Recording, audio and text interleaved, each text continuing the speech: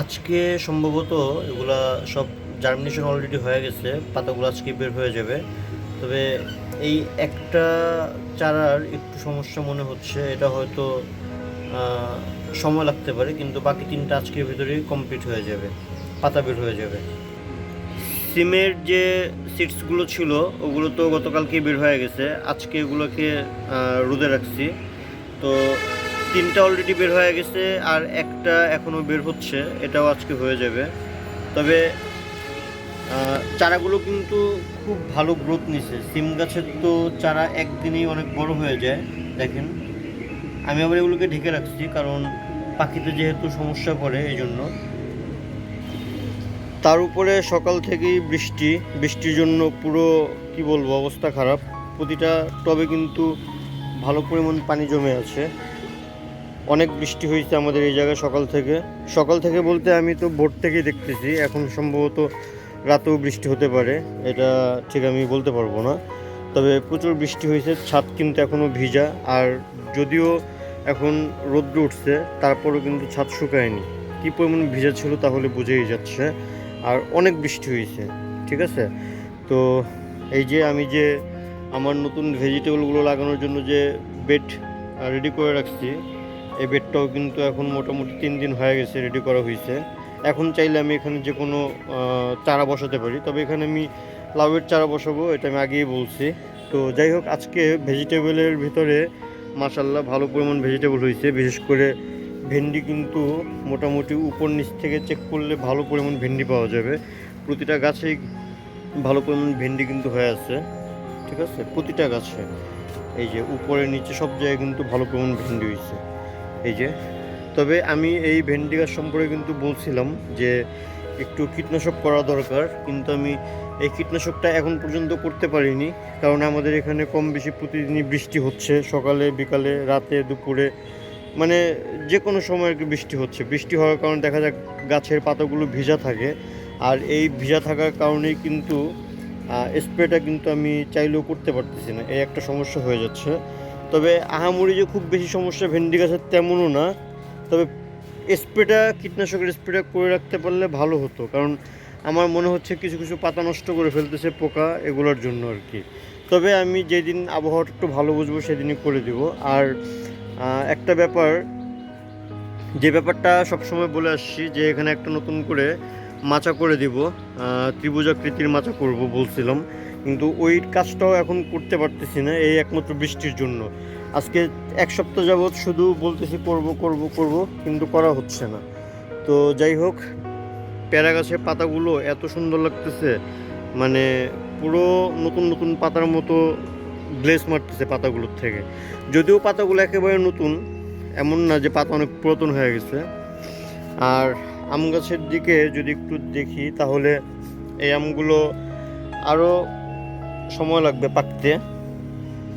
তারপর এখানে এখনও গাছে মোটামুটি আম আছে, খুব যে বেশি আছে তা না, কিন্তু অনেক আম হারভেস্ট করছি, এখন আর তেমন বেশি আম নেই। তবে যে আমগুলো আছে এই আমগুলো হয়তো আর 10-12 দিনের ভিতরে আমাদের হারভেস্ট করে ফেলতে হবে। এখানে যে আমগুলো ছিল সব শেষ, এখন আর কোনো আম এই জায়গায় নেই। ভিতরে অনেক আম আমরা কিন্তু হারভেস্ট করছি। মাঝখানে কিন্তু হারভেস্টের যে ভিডিওগুলো এগুলো কিন্তু শ্যুট করা হয়নি, কারণ আমিও আসিনি, ছাদে ব্যস্ত ছিলাম। আর এখানে আমার লেবু গাছটাকে আজকে হয়তো রিপোর্ট করে দিব যে কোনো একটা ক্যারেটের ভিতরে। বেগুন গাছগুলোও কিন্তু মাশাল্লাহ ভালো বড় হয়েছে। এখন পর্যন্ত আমি কোনো কাটিং করিনি বেগুন গাছে, আর কাটিং এখন করবো না, আরও পরে করব।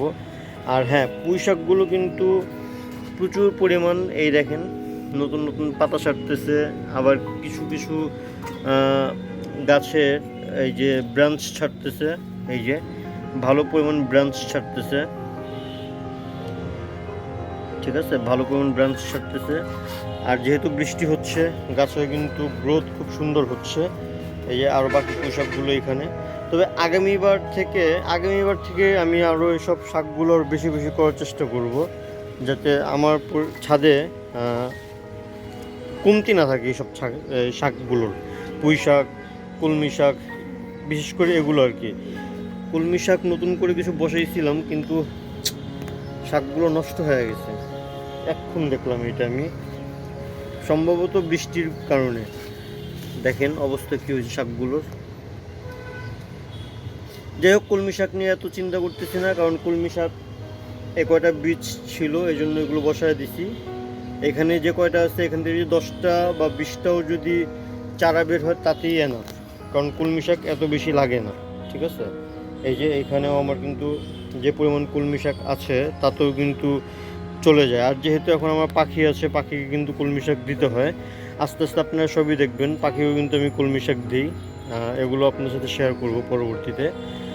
আর কাটিমন আম যাই গরম ঠান্ডা মিলে জিলে পড়তেছে, কিন্তু আম পাকতেছে না। তবে কিছু কিছু আম কিন্তু এই যে কালার আসতেছে, এগুলো কিন্তু খুব শীঘ্রই হয়তো আমরা হারভেস্ট করতে পারবো। আমগুলো কিন্তু পেকে যাবে। এই যে এটাও কিন্তু একটা ইয়েলো ইয়েলো কালার আসছে, যে কালারটা অ্যাটলিস্ট পাকলে আমের হয়ে যায়, ওইরকম একটা কালার আসতেছে। যাই হোক, দেখা যাক আর কতদিন আম গাছে থাকে। থাকুক না, অফ সিজনে আমরা আম পাবো, যখন সিজন থাকবে না তখনই আমরা আম পাবো। সিজনে আম তো অনেক খাইছি আলহামদুলিল্লাহ, এখন সিজন ছাড়াই খাবো। আমার ছাদ বাগানে যে পরিমাণ আম গাছ আছে এতে মনে হচ্ছে যে মানে বছরব্যাপী আম খাওয়া যাবে। ঠিক আছে, সমস্যা হবে না, কম আর বেশি। মরিচ গাছ মোটামুটি ভালোই ঝোপালো হয়েছে, কিন্তু গাছে কোনো ফুল নেই। আর গাছে কেন ফুল নেই এটা আমি বুঝতেছি না। তবে গাছে কিন্তু আমি কিছুদিন আগে পেঁয়াজের যে খোসার যে পানিটা আছে, পানিটা কিন্তু দিয়ে দিছি, যেটা পটাশিয়ামের মেইন সোর্স। তো ওইটা আমি কিন্তু দিয়ে দিছি। আর কিছুদিন ওয়েট করি, দেখি হয়তো মরিচ আসতেও পারে। আমি তো কিছুদিন আগে এখান থেকে যখন কাটিং করে দিছি, এই যে এই জায়গা থেকে যখন আমি কাটিং করে দিছি তখন কিন্তু গাছে অলরেডি ফুল আসতেছিল। এমন সময় আমি গাছটাকে কাটিং করে দিছি। গাছ কাটিং না করলে তো ফুল বের হতো ঠিকই, কিন্তু গাছ এরকম ঝোপালো হতো না। তো যেহেতু কাটিং করে দিছি, দেখা যাক এখন কী অবস্থা, কতদিন লাগে ফুল আসতে। আর এই যে আমার পেঁপে গাছ, পেঁপে গাছে তো ফুল ফুটে আর ফুলগুলো ঝরে যায়, পড়ে যায়। হ্যাঁ, এই যে এরকম ফুল ফুটতে থাকে আর ঝরে যায়, পড়ে যায়। কিন্তু এই ফুলটা একটু ডিফারেন্ট লাগতেছে, এই ফুলের পাতাগুলো পড়ে গেছে। ঠিক আছে, কেমন জানি ভিতরে একটা খোলস বের হয়েছে। দেখা যাক, আমি খুব এই ব্যাপারটা নিয়ে এক্সাইটেড। এই যে এরকম ফুল হচ্ছে আর ফুল কিন্তু পড়ে যাচ্ছে, কিন্তু কোনো ফল দাঁড়াচ্ছে না। তো এই একটা ফুল দেখলাম যে ভিতর থেকে সব পাতাগুলো পড়ে গেছে, কিন্তু এটা একটা কেমন জানি পেঁপের মতোই মনে হচ্ছে। এখন আমি জানি না এটা কী হবে না হবে, দেখতে দেখতে হয়তো অভিজ্ঞতা হবে। কিন্তু গাছ কিন্তু মাশাআল্লাহ ভালো বড় হয়েছে। গাছটা এখন কিন্তু হাইট প্রায় 6.5 ফিটের মতো আছে।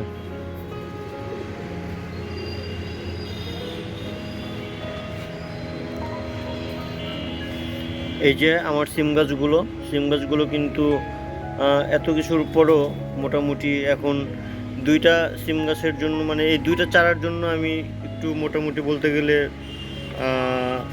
এতটুকু বুঝে রাখছি যে না, হয়তো এই দুটো হবে কিছু একটা। কারণ এত কিছুর পরও গাছ দুটো যেহেতু গ্রোথ নিচ্ছে ঠিকঠাক মতোভাবে, এবং আস্তে আস্তে কিন্তু রিকভারিও হয়ে গেছে গাছগুলো।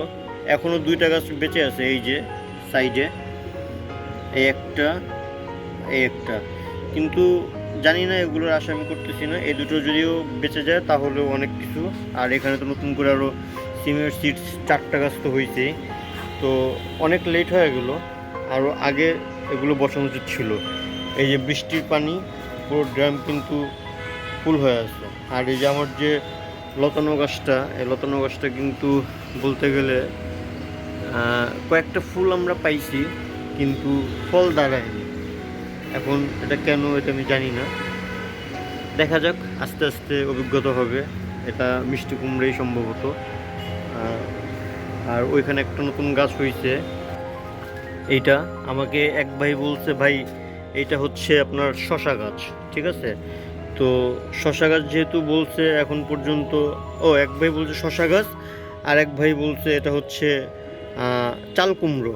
ঠিক আছে, দুইজন দুইটা কমেন্টস করছে। এখন যাই হোক, আপনারাই বললেন এটা কী গাছ হতে পারে, কারণ গাছের এই তো পুরোপুরি গাছের শেপ, এই হচ্ছে গাছের পাতা। হ্যাঁ, এখন যারা এই সব সম্পর্কে জানেন তারা অবশ্যই বুঝবেন এটা আসলে কী গাছ হতে পারে। আমি কিছুদিন আগে এখানে পুন করে দিছি, পুন বলতে কাটিং করে দিছি। কাটিং করার পর কিন্তু নতুন নতুন আরও শাখা পোশাখা ছাড়তেছে, গাছটা কিন্তু মোটামুটি ঝোপাল হচ্ছে। গাছটাকে আমি উঠাচ্ছি না, গাছটাকে আমি আস্তে আস্তে একটা শেড উঠায় দিব। এমন আছে আম গাছও উঠায় দিতে পারি এই গাছটা, কারণ আমের সময় তো এখন শেষ, আম তো আর হওয়ার কিছু নাই। তাই এটাকে হয়তো আম গাছে উঠায় দিব। আম গাছের উপরেই হয়তো ওর কী বলে মাথা সিস্টেম করে দিব। এতে আমার পাতা ছাড়তে হয়তো একটু ব্যাহত হতে পারে, কিন্তু এটা সমস্যা হবে না। এই যে একটি আম, এই আমটা সম্ভবত আমি ভাবছিলাম পেকে গেছে, আসলে এটাও পাকেনি। এগুলি খুব শীঘ্রই পেকে যাবে। আমের যে চেহারা আসতেছে তাতে মনে হচ্ছে যেগুলো বেশি দিন রাখা যাবে না। গতকালকেও কিন্তু এটা একেবারে ছোট ছিল, কিন্তু আজকে দেখতেছি না বড় হয়ে গেছে। অথচ এর আগের যে করলাগুলো ছিল এই যে, এগুলো কিন্তু এখনও ছোটই আছে, এগুলো কিন্তু বড় হচ্ছে না। তো এই ব্যাপারটা আমার একটু, এই যে আরেকটা, এই ব্যাপারটা আমি আসলে বুঝতেছি না যে আগের করলাগুলো ছোটই আছে, এগুলি বড় হচ্ছে না, কিন্তু পরবর্তীতে যে করলাটা হয়েছে এটা কিন্তু মাশাআল্লাহ ভালো বড় হয়ে গেছে। ওদিকেও কিন্তু সেম একই কাজ হয়েছে, ওদিকে করলাটা দেখেন, এদিকে করলাটাও কিন্তু ভালো বড় হয়ে গেছে। এই যে মোটামুটি বলতে গেলে ভালো একটু বড়ই হয়েছে, কিন্তু যেগুলো আগের ছিল সেগুলো কিন্তু এখনও ওই সাইজই আছে, ওগুলো কিন্তু আর বড় হয়নি। যাই হোক, এটা এখন খুঁজে পাওয়া যাবে না, ভিতরে আছে। তো এটা আসলে মূলত কারণটা কি এটা আমি আসলে বলতে পারতেছি না। ফার্স্ট টাইমের সবজি বা ফার্স্ট টাইমের ফল দেখে এরকম হচ্ছে নাকি, এটা যদি কেউ জেনে থাকেন অবশ্যই আমাকে জানাবেন।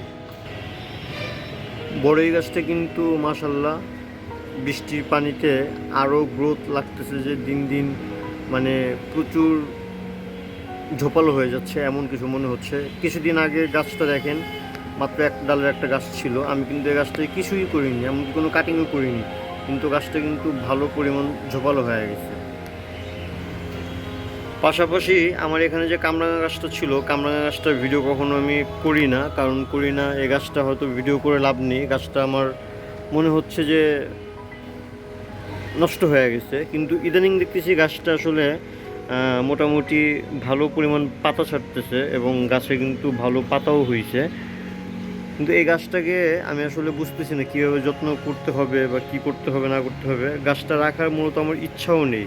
আমি চাইছি যে কোনো এক সময় গাছটাকে আমি মানে উঠিয়ে বড় একটা জায়গায় লাগিয়ে দিব। বড় একটা জায়গা বলতে মানে একেবারে সলিড মাটিতে, সমতল যে মাটিগুলো থাকে না নিচে নিচে একটা জায়গায় লাগিয়ে দিব। এটাকে আমি মানে মেরে ফেলবো না, উঠিয়ে জাস্ট অন্য একটা জায়গায় লাগিয়ে দিব।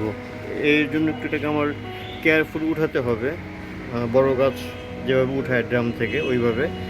আর এই ড্রামটাকে আমি অন্য কাজে ব্যবহার করব, অন্য কোনো সবজি বা মাটি স্টক করার জন্য এরকম কোনো কাজে ব্যবহার করব। কারণ ড্রাম এগুলো তো ফালানোর কিছু নেই, ড্রাম কাজে লাগবে, মাটি রাখতেও কাজে লাগে, অন্য গাছ লাগাতে কাজে লাগবে।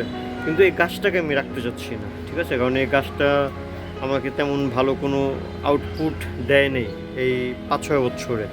গত বছর মানে খুব বেশি পরিমাণ কামরাঙা হয়েছে, কিন্তু তারপরেই এটা কামরাঙাগুলা মানে কি বলবো, মানে আমার কাছে কেন জানি গাছটা ভালো লাগে না, ঠিক আছে। এই জন্য আমি গাছটাকে ফেলে দেবো না, আমি অন্য জায়গাটা প্রতিস্থাপন করব।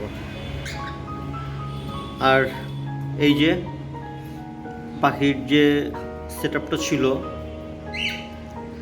দেখেন, ওরা কিন্তু মোটামুটি এখন আল্লাহর রহমতে সুস্থ আছে। এই যে কিছুদিন যাবত বৃষ্টি হচ্ছে, তারপরও কিন্তু যেহেতু আমার আলাদা ওদেরকে রুমের ভিতরে রাখছি, ওই হিসেবে ওদের একটু প্রবলেমটা কমই হচ্ছে আমার যা মনে হচ্ছে। পাখির মেন সমস্যা হচ্ছে ঠান্ডার সমস্যা। লুটি দেখেন, এগুলো কিন্তু টেম করা, এই জন্য কিন্তু এগুলো তেমন কামড় দিচ্ছে না, কিন্তু টেম ছাড়া হলে এতক্ষণে কামড় দিত।